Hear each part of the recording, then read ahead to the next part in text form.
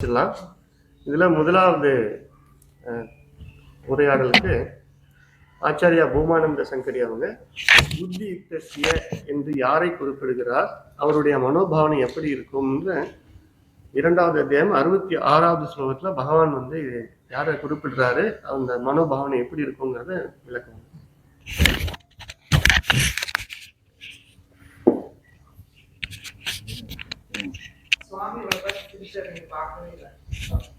நமஸ்காரம்.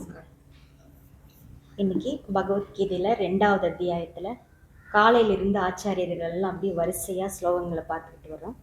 அதுல நான் சொல்ல வேண்டிய ஸ்லோகம் 66வது ஸ்லோகத்தை பார்க்கலாம்.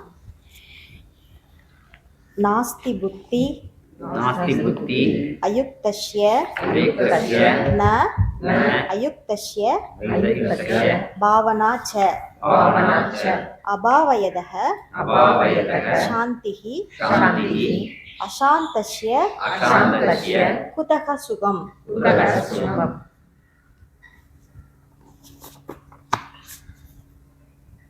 முதல்ல அயுக்தஸ்ய அப்படின்னா மனதையும் புலன்களையும் வெற்றி கொள்ளாதவனுக்கு, புத்தி ந அஸ்தி, அவனுக்கு நிச்சயமான புத்தி இருக்காது.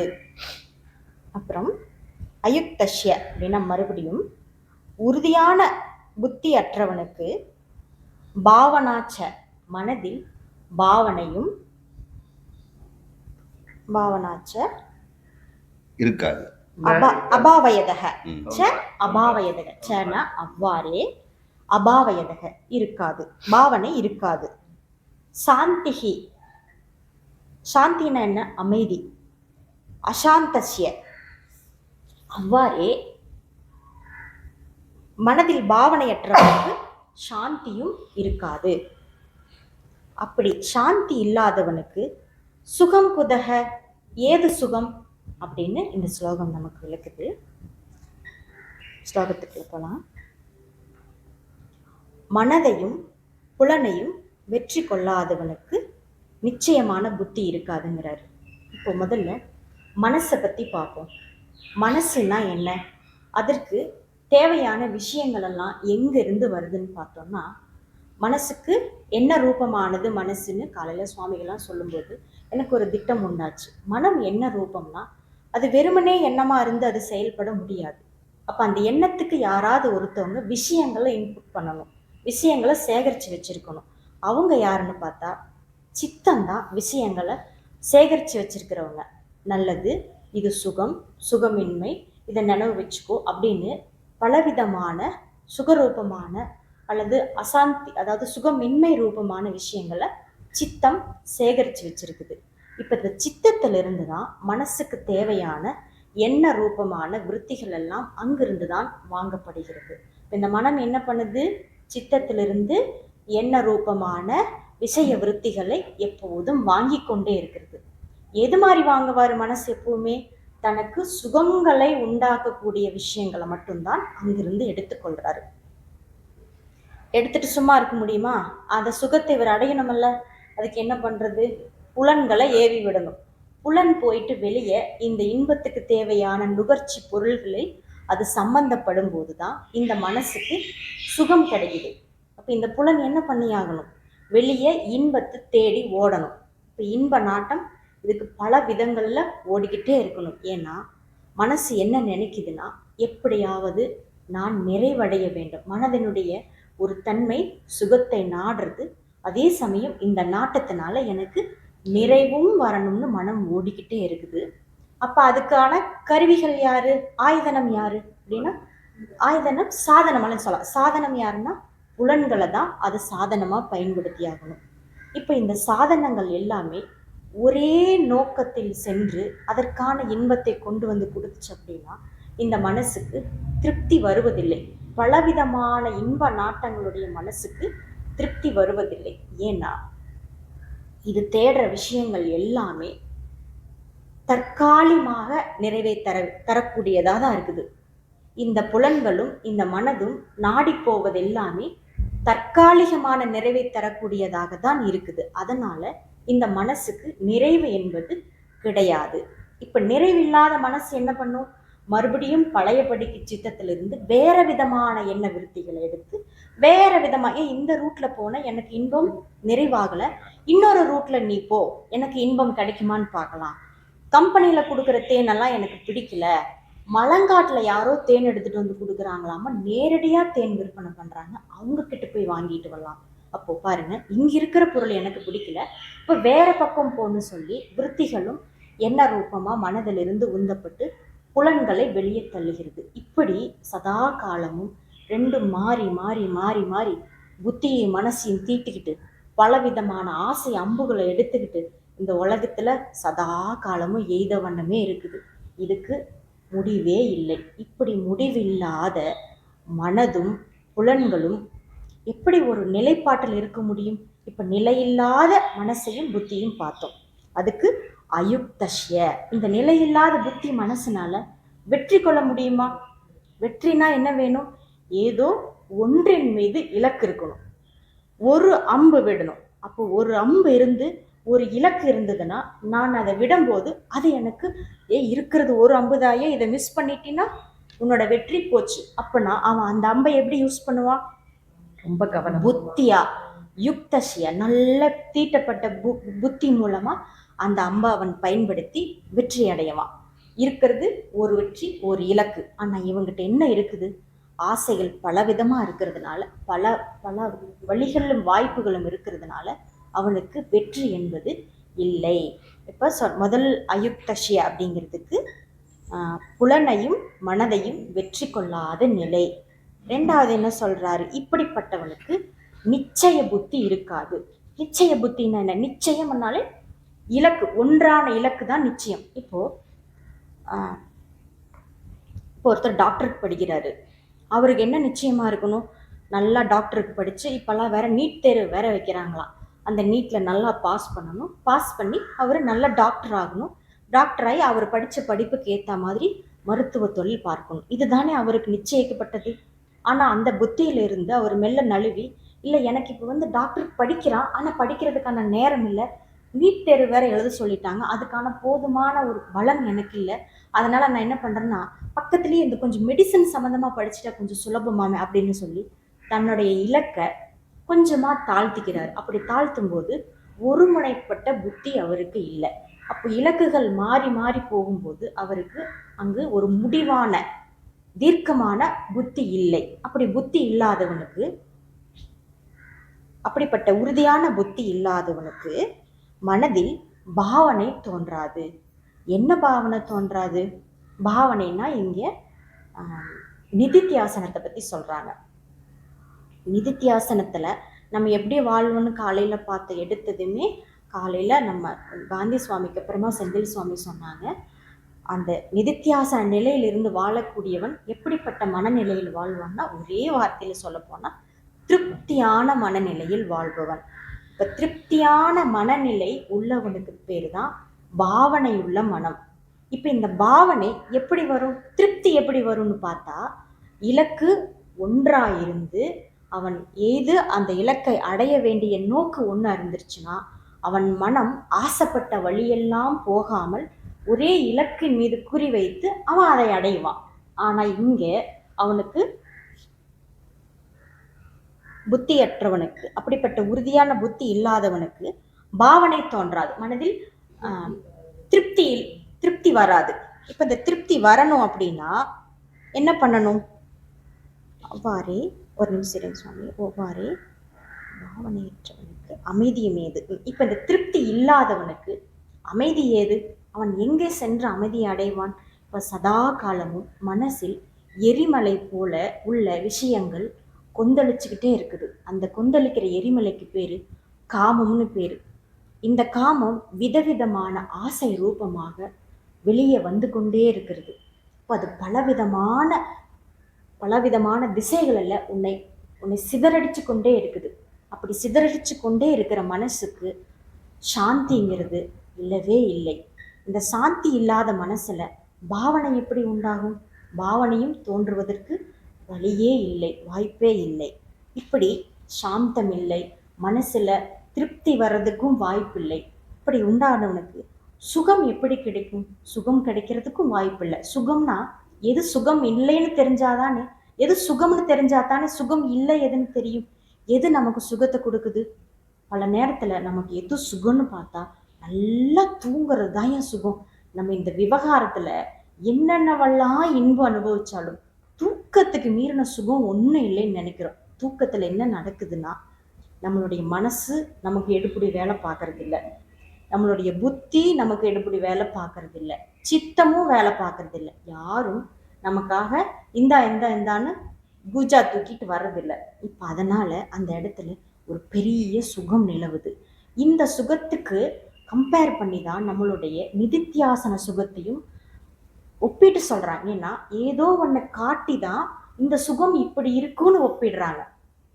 இப்போ தூக்க சுகமே போதும்னா நமக்கு ஞானம் வேண்டாமா? இப்போ தூங்கியே சுகம் அடைஞ்சிக்கலாமான்னா எத்தனை பேர் வயசான காலத்துல எனக்கு தூக்கம் இல்லாம இருக்கிறாங்க. அப்ப அந்த சுகத்தை அவங்க எப்படி அடையிறது? தூங்குனாதான் சுகம்னா வேற வழியில தூக்கம் இல்லாதவங்களுக்குலாம் அப்ப சுகம் இல்லையா? சுகம் அனுபவிக்க முடியாதா? அதுக்கு தான் அந்த பாவனை, என்ன பாவனை? திருப்தியான பாவனை வர்றதுக்கு இந்த மனமும் புலன்களும் தான் போன போக்குல எல்லாம் போகாமல் ஒரு இலக்கை நோக்கி போகும்போது அந்த மனமும் சாந்தி அடைகிறது, புத்தியும் ஒருமுனைப்பட்டு இருக்கிறது. அப்படிப்பட்ட புத்தியும் மனமும் மனதில் நல்ல திருப்தியை கொடுக்கிறது. அப்படிப்பட்ட திருப்தி வந்தவனுக்கு சாந்தி உண்டாகிறது. அப்படிப்பட்ட சாந்தி உடையவனுக்கு என்றும் சுகம் இருக்கும் அப்படின்னு இந்த ஸ்லோகத்தினுடைய ஒரு சுருக்கமான பொருள் பார்த்தோம். ஆசைகள், இப்போ ஒரு டாக்டருக்கு ஒரு விதமான ஆசை இருக்குது. அதே ஒரு நல்ல நெசவு தொழில் செய்கிறாருன்னா அவருக்கு ஒரு விதமான ஆசை இருக்குது.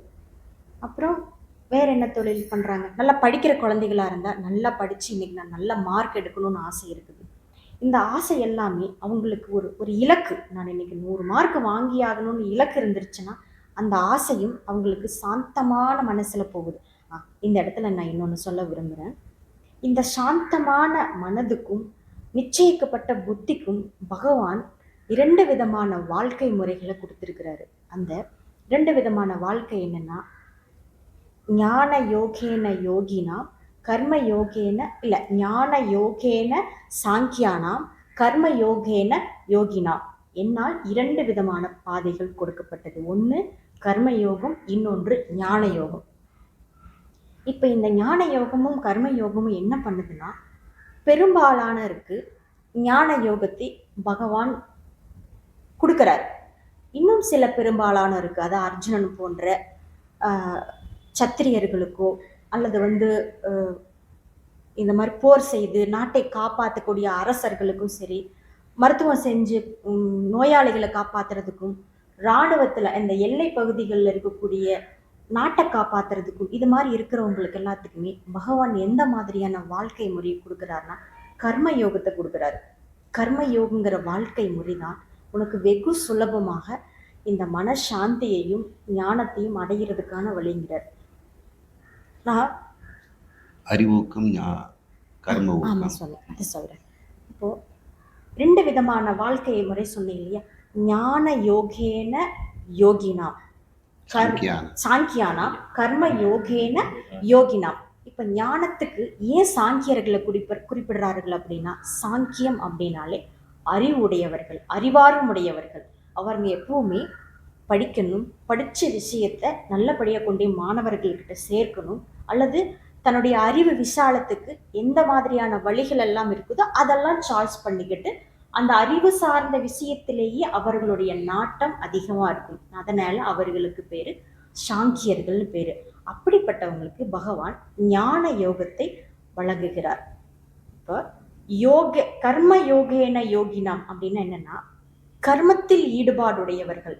கர்மத்தில் ஈடுபாடு இருக்குதோ இல்லையோ உடனே பிடிச்சி தள்ள வேண்டிய சூழ்நிலை தான் இன்னைக்கு உலகத்துல 99% இருக்குது. காரணம் என்னன்னா, பெரும்பாலான மனிதர்கள் தமோ குணத்தினால தன்னுடைய சுகத்தை மட்டுமே நாட்டமாக கொண்டுட்டு கர்மத்துல ஒழுக்கமான நல்ல கர்மத்துல கூட அவங்கள தன்னை பிரவேசிச்சுக்கிறது இல்லை.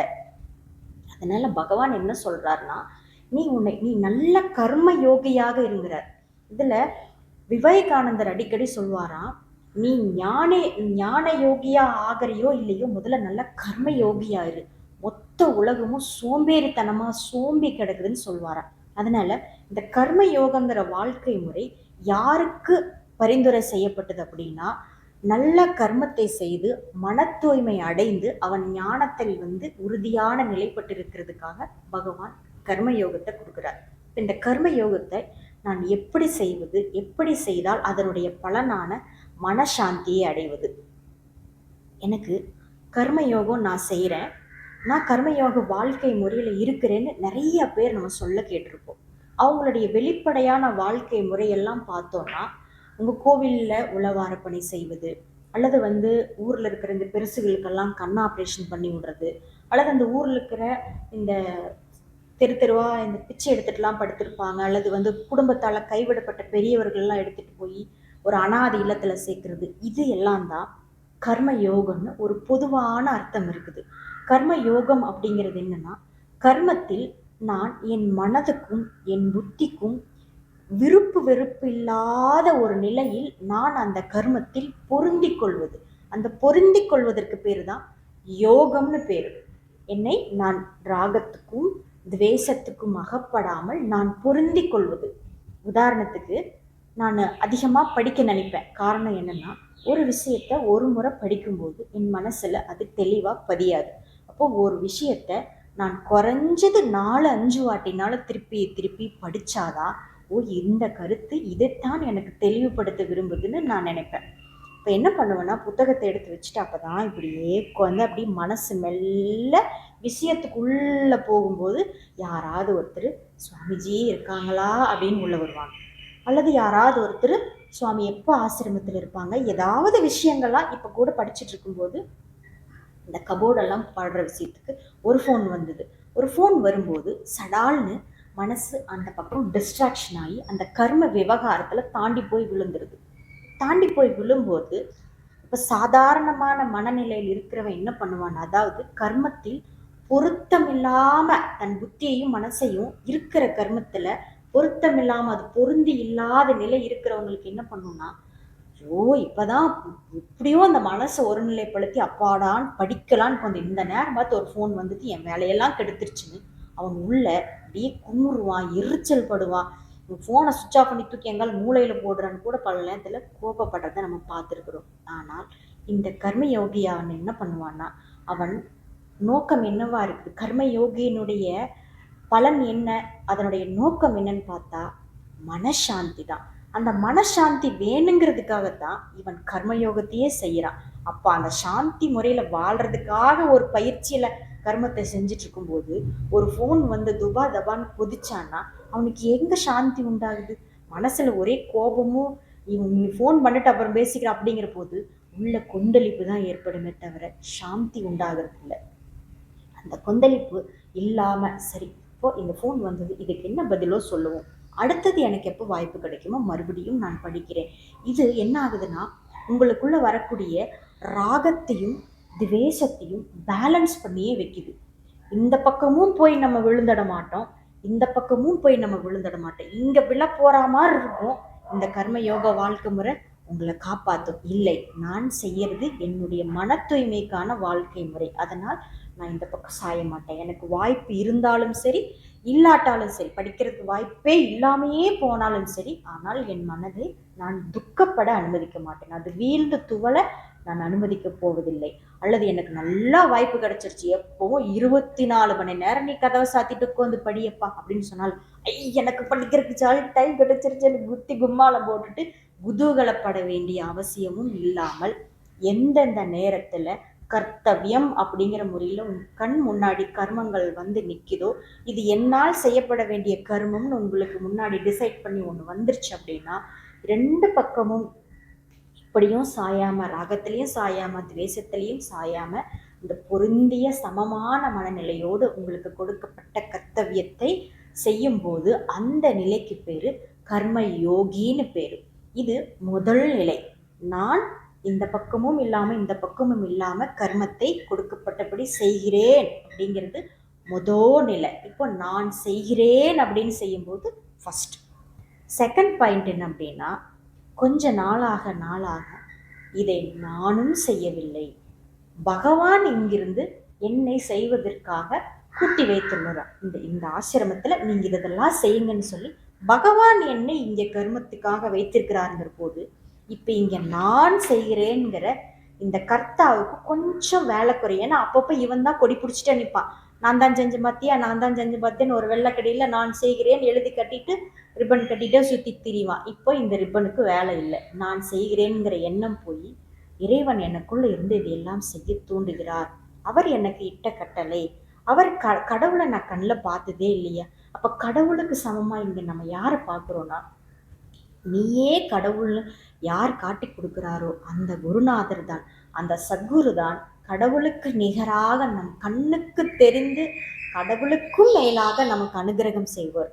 கடவுள் கூட நம்மளுடைய நியந்தா, நம்மளுடைய தர்மத்துக்கும் அர்த்தத்துக்கும், அதாவது தர்மத்துக்கும் அதர்மத்துக்கும் ஏற்ற பலனை மட்டுமே நியதியான முறையில் கொடுக்கிறவர் பகவான். ஆனா குரு என்பவர் இந்த கர்மத்தையும் அதர்மத்தையும் தர்மத்தையும் தாண்டி நமக்கு நன்மையை மட்டுமே கொடுக்கக்கூடியவர். அப்படிப்பட்ட குருவை கண் முன்னாடி இருக்கக்கூடிய கடவுளாக பார்த்து அந்த கடவுள் எனக்கு இப்படிப்பட்ட கர்மங்களை என் கண் முன்னாடி செய்வதற்காக கொடுத்திருக்கிறார், அவருக்காக நான் செய்கிறேன் அப்படிங்கிற போது இந்த கர்த்தா கொஞ்சம் மனம் மழுங்கி போயிடுறான். இன்னொரு முறை இன்னும் கொஞ்சம், இது 2வது பாயிண்ட் முடிஞ்சது. இன்னொரு நிலை, 3வது நிலை என்னன்னா, இங்கே நானும் செய்யவில்லை, என் கண் முன்னாடி இருக்கக்கூடிய குருநாதரான தெய்வமும் என்னை செய்ய சொல்லி கட்டளையிடவில்லை. இங்கு எதுவெல்லாம் நடக்கிறதோ நியதிப்படி எல்லாம் அதது பாட்டுக்கு நடந்துட்டு இருக்குது. நானும் செய்யலை, அவரும் செய்ய சொல்லி தூண்டலை. அப்படிங்கிற போது இங்க கர்மம் ஒண்ணு நடக்குதுங்கிற அந்த எண்ணமே பாவனையே அந்த இப்படி அப்படியும் அல்லாடக்கூடிய நிலையே இல்லாமல் இங்கு கர்மம் நடந்து கொண்டிருக்கும். இதுக்கு பேர் தான் அந்த ஒரு நிமிஷம் இருங்க, இல்லை கர்ம சந்நியாசம் தான். இந்த கர்மம் இல்லாம கர்மத்தினுடைய தோஷம் தீண்டாம கர்மத்தை செய்யறதுக்கு பேரு சுவாமி நிஷ்காமிய கர்மம். ரொம்ப அழகா டக்குன்னு சொல்லி கொடுத்தாங்க. நிஷ்காமிய கர்மம், காமமில்லாத கர்மம் இங்கு நடந்து கொண்டே இருக்கும். அப்போ இந்த கர்மங்கள் எதுவும் என்னை பந்தப்படுத்தாது. கர்மங்கள் தான் நம்மளை காமத்துக்கு தூண்டி மீண்டும் மீண்டும் செய்ய வச்சு தர்ம அதர்மங்களை சிக்க வச்சு நமக்கு பிறப்பு இறப்புங்கிற சுழற்சியை கொடுத்து அந்த சுழற்சி மூலமா திருப்பியும் பாவ புண்ணியங்களை செய்து வச்சு இன்பத் துன்பங்களை அனுபவிச்சு ஒரு பிறவியில ஞானம் கிடைச்சிடுச்சுன்னா நீ அமைதியான சாந்தமான வாழ்க்கையை பெறுவ.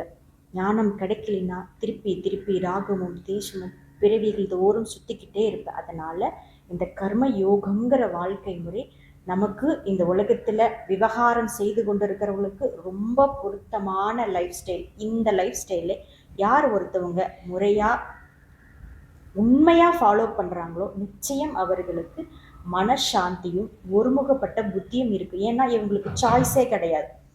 கர்ம யோகம் பண்ணாதவனுக்கு சாய்ஸ் நிறைய உண்டு. நான் இதையும் பண்ணுவேன் அதையும் பண்ணுவேன், பண்ணாமலும் இருப்பேன். ஆனா இவனுக்கு கர்த்தாவும் இல்லை, போக்தாவும் இல்லை, அனுபவிக்க வேணும், செய்ய வேணும், அறிய வேணுங்கிற அந்த நிலை கூட இல்லை. ஏன்னா நான் அறிஞ்சுக்கிறதுக்கு இன்னும் எனக்கு அந்நியமா வேற ஏதாவது ஒன்று இருந்தா நான் அறிஞ்சுக்கணும்னு போவான். இப்படிப்பட்ட மனநிலை உடையவன் தான் சாந்தி உடையவன், நல்ல மனதில் பாவனை உடையவன். அதாவது இந்த ஸ்லோகத்துல இன்னும் எதிரெதிர் பதமா போட்டு அதுக்கெல்லாம் விளக்கம் கொடுத்தேன்னா இப்படியும் கொடுக்கலான்னு யோசனை பண்ணி இதை கர்மயோகத்தை நான் குறிப்பெடுத்து வச்சேன். ஓகே, இந்த ஸ்லோகத்துக்கு பொருத்தமா இருந்தா அதை பயன்படுத்திக்கலாம். அறிவோம். உங்களுடைய மனநிலை ஒரு பாவனையில் அடங்குது. அப்புறம் அவனுக்கு சுகம். பாவனையற்றவனுக்கு சுகம் இல்லை. அந்த கர்மயோகத்தில் 2 பாவனை, செய்வதில் ஒரு பாவனை, பலனையாக. சுவாமி சொன்னாங்க, நான் 2 வித வாழ்க்கை முறையை தான் கொடுத்துருக்குறேன் அப்படின்னு. தயானந்த சரி சொல்வார், நிறைய பேர் 4 வாழ்க்கை முறை இருக்குது, 4 பாதைகள் இருக்குது, 4 பாதையுமே மோட்சம் தரும் அப்படின்னு அவர் சொல்லுவாங்க. ஞானமும் இருக்குது, யோகமும் இருக்குது, பக்தியும் இருக்குது, அதுக்கப்புறம் கர்மம் இருக்குது, எல்லாருக்குமே மோட்சம் கிடைக்கும். அப்படி கிடையாது. மோட்சம் ஞானத்தால் தான் கிடைக்கும். ஆனால் ஞானத்துக்கு முதல்ல மன தூய்மை வேணும். ஸோ மன தூய்மைக்கு 2 விதமான வாழ்க்கை போதும். இப்போ பக்தி யோகங்கிறது என்னன்னா அது கர்ம யோகம் தான், வேற வழி இல்லை. அதே மாதிரி இந்த ஹடயோகம் போன்றதெல்லாமே இது கர்மயோகத்துக்குள்ள வந்துடுறது தான். இல்லை 2 விதமான வாழ்க்கை. இன்னொன்று சந்நியாசம். இப்போ இல்லற வாழ்க்கை, துறவற வாழ்க்கை தான் நான் கொடுத்துருக்குறேன் அப்படின்னு சொல்கிறாரு. இது இந்த யார் இங்கே 2 பேர்னா, உலகத்தில் இருக்கிற மக்கள் எல்லாருமே 2 வகையில் போட்டலாம். அறிவூக்கம் உடையவர்கள், செயலூக்கம் உடையவர்கள். சிலருக்கு இந்த வீட்டு பாடத்தை மனப்பாடம் பண்ணிட்டு இதை ஒப்பிக்கணும் அப்படின்னு சொல்லிட்டு, இல்லைன்னா ஒரு 10 வாளி தண்ணி அடித்து நிரப்பிட்டு வீடெல்லாம் கூட்டிட்டு இதெல்லாம் பண்ண முடியுமாண்ணா, நான் இந்த வேலை எடுத்துக்கிறேன் அப்படின்னு ஓடுவான். இந்த படிக்கிறதுலேருந்து ஓடிடுவான். இன்னொருத்தன் பார்ப்பான், ஐயோ நம்மளாலலாம் முடியாது, புதுசாக நான் படித்து கொடுத்துட்றேன் அப்படின்னு. இயல்பாகவே அறிவுக்கம் இருக்கவங்க ஒரு இடத்துக்கு போனால் லைப்ரரி எங்கே இருக்குது, புஸ்தகம் இருக்குது, யாரோ வீட்டில் போனால் கூட பழைய நியூஸ் பேப்பர் இருந்தால் கூட அதை புரட்டி பார்ப்பாங்க. பழைய பேப்பராக இருந்தால் கூட அவங்க கண் மூலம் எழுதுக்கிட்டு கூடாது, போர்டெல்லாம் படிப்பாங்க. இன்னொருத்தர் புக்கு படித்தா கூட அந்த தலைப்பு என்ன புக் படிச்சுட்டு இருக்கிறாங்க இவங்க அப்படின்னு. அப்புறம் பக்கத்தில் உட்காந்துட்டு என்ன புக்கு அப்படின்னு கேட்பாங்க. அது மாதிரி அறிவுறுக்கம் இருக்கவங்களுக்கு பார்த்தோம்னா அவங்களுக்கு கர்மம் வந்து சரிப்படுறதில்லை. ஆனால் நீ கர்மத்தை நீ தியாகம் பண்ணிட்டு சந்நியாசமான ஒரு வாழ்க்கையை வாழ்ந்துக்க, பிச்சை எடுத்து வாழ்ந்துக்கணும். சந்நியாசம்னா பிச்சை. கர்மம் செய்து பிழைச்சிக்க வேண்டாம், உனக்காக சமைக்க வேண்டாம், உனக்காக ஊதியம் வேண்டாம், உனக்கு அறிவு தானே வேணும். சரி, மன தூய்மைக்கு பிச்சை எடுத்துக்க. பிச்சாச்சரியம் சரந்தி அப்படிதான் பிச்சை எடுத்து தான் துறவிகள் இருக்கணும். அதுதான் சாங்கியம். சாங்கியங்கிறது அதுதான்.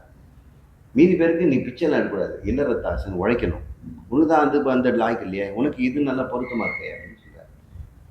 அப்போ இந்த செயலூக்கம் உடையவர்களுக்கு எது நல்ல செயல் அப்படின்னு தெரியும்னா, உன்னுடைய வர்ணமே எதை நிர்ணயிக்கும், உன்னுடைய குணங்களே நிர்ணயிக்கும். வர்ணம்னா குணம், வர்ணம்னா பாகுபாடுன்னு தான். இதுல இருந்து ஜாதி மதம்லாம் கிடையாது. வர்ணம்னா உன்னுடைய குணத்தினுடைய வர்ணம் என்ன அப்படின்னு கேட்குறோம். எனக்கு சத்துவ ரஜச தமசுங்க இந்த ஆர்டர்ல தான் இருக்குதுன்னா ஓகே, நீ வந்து அறிவுறுவே இந்த பக்கம் போ. எனக்கு ரஜசு சத்துவம் இல்லை ரஜசு தமசு சத்துவம் அப்படின்னா அவங்களுக்கு வந்து நிச்சயமா செயலோக்கம் உடையவங்க தான். நீ இப்படி போயிடு. தமசம் முன்னாடி வச்சிருக்க ரெண்டுத்துக்குமே லாய்க்கு இல்லை. அவனுக்கு முதல்ல அந்த தமசை ஒழிக்கிறதுக்கு என்ன வேணுமோ அதான் கொடுக்க முடியும். அவனுக்கு இந்த 2 பேருமே அறிவோக்கமும் செயலோக்கமும் உடையவர்களை நம்ம பார்த்துருக்கோம். நம்ம பள்ளிக்கூடத்திலே ஸ்போர்ட்ஸ் கோட்டாவில் வந்துட்டு ஸ்போர்ட்ஸுக்குன்னே வந்து படிக்க வந்திருப்பான். அவன் டிகிரியே அவனுக்கு முக்கியம் இல்லை. ஸ்போர்ட்ஸில் எப்படியாவது போயிட்டு காலேஜ் நல்ல பேர் வாங்கிட்டு ஒரு நல்ல ரயில்வேல போய் ஜாயின் பண்ணிடலாம், அங்கே எதாவது கிடைக்கும் அப்படின்ற வந்து அவனுக்கு செயலோக்கம் உடையவர்கள் தான். இப்போ அவங்கள வந்து இன்ஜினியரிங் அப்படிலாம் போகாமல் பாலிடெக்னிக்கில் அமைச்சிடுறது. அந்த தியரி சொல்லிக் கொடுக்க மாட்டாங்க. நிறைய பட்டறையில் வேலை செய்யறது இதை மாதிரி கொடுத்துட்றாங்க, ட்ரேட்ஸ்ன்னு சொல்கிறோம். இயல்பாகவே மனிதர்கள் 2 விதமாக இருக்கிறதுனால இந்த வாழ்க்கை முறையை கொடுக்குறாரு. மன தூய்மைக்கு 2ம் அவங்கவுங்களுக்கு இது கரெக்டாக இருக்குது. அது வந்து சாங்கியம் யோகம்னு சொல்கிறாரு. இதுதான் 2வது அத்தியாயத்தில் ஆரம்பிக்கிறார். துவிதா நிஷ்டா, 2 விதமான வாழ்க்கை முறைகள். அதுக்கப்புறம் 2 பேருக்குமே மன தூய்மை வந்த பிறகு ராகத்வேஷம் குறையுது. மன தூய்மை ராகத்வேஷம் குறையிறதுக்கு தான். சாங்கியனுக்கு என்ன பண்ணுறான், வந்து எல்லா சாஸ்திரங்களும் படித்தாலும் அப்புறம் கர்மம் செய்ய போகிறதில்லை. கர்மத்தில் தானே ஒரு ராகத்வேஷம் வருது. சாப்பிட்றதுல ஒன்றும் ராகத்வேஷம் ஒன்றும் கிடையாது. ஒன்று புரிஞ்சுங்க, கர்மத்தில் தான் ராகத்வேஷம், போகத்தில் கிடையாது. ஏன்னா அது கர்ம பலன். நீங்கள் கேட்டாலும் கிடைக்காது, கடவுள் கொடுக்குறது தான் முடியும். நிறைய பேர் போகத்தில் ராகத்வேஷம் வச்சுக்கணும்னு நினைக்கிறாங்க. அது முடியவே முடியாது. கர்மத்தில் தான் ராகத்வேஷங்கள். அங்கே தான் கர்மத்தில் ராகத்வேஷம் வருவது வாய்ப்பு இருக்கிறது. உணவுலையும் பொருளிலையும் அவனுக்கு வருவது வாய்ப்பு இருக்குது. எனக்கு இது வேண்டாம் இது வேணும் அப்படின்னு சொல்லலாம். அந்த கர்ம பலன் அவர் தானே கொடுக்குறாரு. அதனால நீ வந்து வேணான்னாலும் உனக்கு வரும். அதனால அவன் வந்து பிச்சாச்சரியம். நான் வந்து சாங்கியனா இருக்க போறேன்னா கரெக்டாக முதல்ல உங்களுடைய வாழ்க்கை முறை பிச்சை எடுத்தல் மன தூய்மைக்கு தான் பெஸ்ட்டு. இந்த காலத்தில் ஒர்க் அவுட் ஆகும்.